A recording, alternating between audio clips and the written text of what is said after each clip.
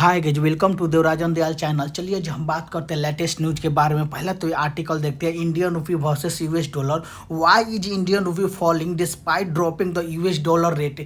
क्यों day by day Indian rupee गिर रहा है कंपेयर टू डॉलर के मुकाबले डे बाय डे गिर रहा है। हालांकि ऐसे बहुत सारे आर्टिकल पब्लिश हुए कि रुपी रिकॉर्ड ऑल टाइम लो, मतलब ऑल टाइम लो पर आ चुका है, जो कि हालांकि अभी 83.5 रुपये के आसपास है। $1 इक्वल टू 83.5 रुपये आपको मिल सकता है।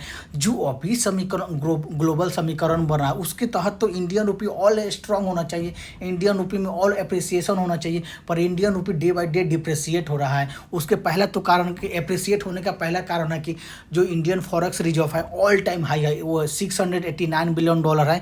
जो इंडियन फॉरेक्स रिजर्व होने के बाद भी ऑल टाइम होने के बाद भी जो इंडियन रुपी डिप्रिसिएट हो रहा है, उसका मेन कारण है ना कि जो आरबीआई है ना, आरबीआई क्या कर रहा है ना कि डॉलर को मतलब डॉलर को खरीद रहे हैं और जो इंडियन रुपी है उसको सेल कर रहा है। इसलिए हम लोग का जो इंडियन फॉरेक्स रिजर्व है डे बाय डे बढ़ते जा रहा है और ऑल टाइम हाई पर अभी पहुंच चुका है, जो कि $689 बिलियन फॉरेक्स रिजर्व है इंडिया का जो ऑल टाइम हाई पर चल जा रहा है। क्योंकि जो आरबीआई है ना, रिजर्व बैंक ऑफ इंडिया, वो डॉलर खरीद रहा है और जो इंडियन रुपी है वो सेल कर रहा है, जिसके कारण इंडियन रुपी और डिप्रिसिएट हो रहा है, मतलब ऑल कम हो रहा है। हालांकि इसको मतलब हमेशा मतलब मैनेज करने के लिए 83 से 84 के बीच में रखेगा इंडियन रुपी, जो आरबीआई ये कंट्रोल करता है।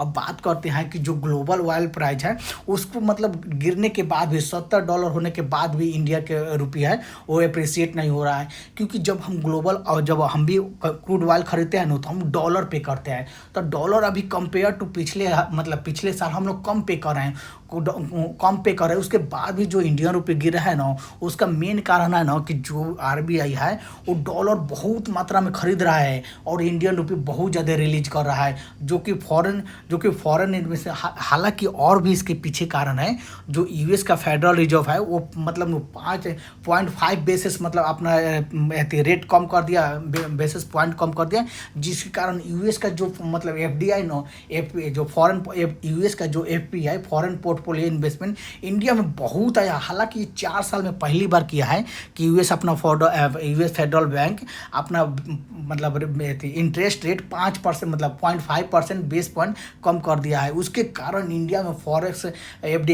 में फॉरेन पोर्टफोलियो इन्वेस्टमेंट बहुत ज़्यादा होने के बाद भी इंडियन रुपये अप्रिसिएट नहीं हो रहा। क्योंकि जब कोई डॉलर दे रहा है तो इंडियन मतलब आरबीआई क्या कर रहा है कि डॉलर खरीद ले रहा है और इंडियन रुपये को मार्केट में रिलीज कर दे रहा है, जिसके कारण इंडियन रुपी मतलब स्ट्रांग ही नहीं हो रहा है। इंडियन रुपी ऑलरेडी मतलब लो को कमज़ोर होते जा रहा है, कमज़ोर होता है। हालांकि आरबीआई का कहना है कि मतलब इंडियन रुपी जो कि 83 से 84 के बीच में ही रखेगा, क्योंकि ज़्यादा मतलब अगर आने वाला ऐसा ग्लोबल समीकरण बनेगा कि इंडियन रुपी और गिरेगा, तो उसके बाद एक आरबीआई क्या करेगा कि डॉलर को रिलीज कर देगा और इंडियन रुपी के खरीद लेगा, जिसके कारण इंडियन रुपी स्टेबल हो जाएगा, अभी स्टेबल हो जाएगा। अब बात करते हैं ऐसा बहुत सारे जो कि डॉलर इंडेक्स घट रहा है, मतलब कम होने के बाद भी इंडियन रुपये नहीं बढ़ रहा है। उसका मेन यही कारण है कि आरबीआई बहुत ज़्यादा डॉलर मतलब खरीद रहा है, जो कि Indian forex reserve day by day high हो जा रहा है। अभी $689 बिलियन है, जो कि बहुत ज़्यादा फॉरेक्स मतलब इन डॉलर आरबीआई खरीद रहा है। क्योंकि डॉलर कमज़ोर होने के बाद भी इंडियन रुपये स्ट्रॉन्ग नहीं हो रहा है, उसका तो मेन मतलब कुछ ना कुछ कारण होना चाहिए। मेन यही कारण है, जो कि डॉलर कमज़ोर होने के बाद भी इंडियन रुपये भी कमज़ोर हो रहा है। हालांकि इंडियन रुपये अभी 83.67 के आसपास झूल रहा है और ये मतलब इसी के बीच में रहेगा, 83 से 84 के बीच में ही रहेगा।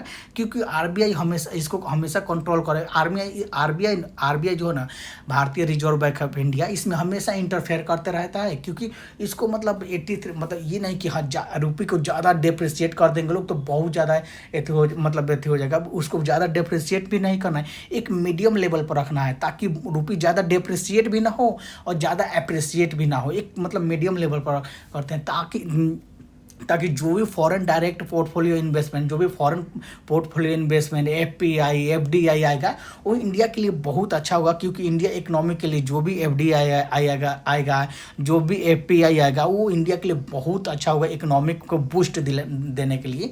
ताकि जो जैसे कि अगर रुपी अप्रिसिएट होगा तो हम लोग का जो एक्सपोर्ट करते हैं ना वो बहुत कम हो जाएगा। अगर रुपी डिप्रिसिएट होगा ना तो हम लोग का एक्सपोर्ट करते हैं जो बहुत अच्छा होगा हम लोग के लिए, और इम्पोर्ट वो करते हैं ना वो हम लोग के लिए ख़राब होगा। अब बात क्योंकि इम्पोर्ट का दाम हम लोग बढ़ जाएगा, जिसके कारण आरबीआई क्या कर रहा है, एक मेंटेन रख रहा है, रुपये को हमेशा डिप्रिसिएट करके ही रख रहा है।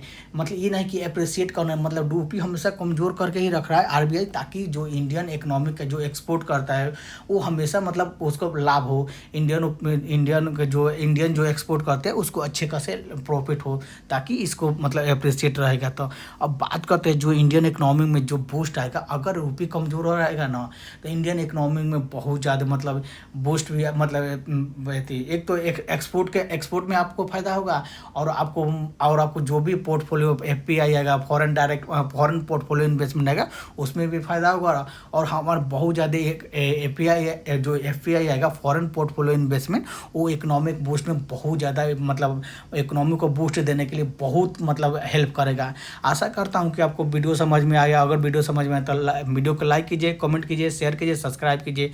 Thank you.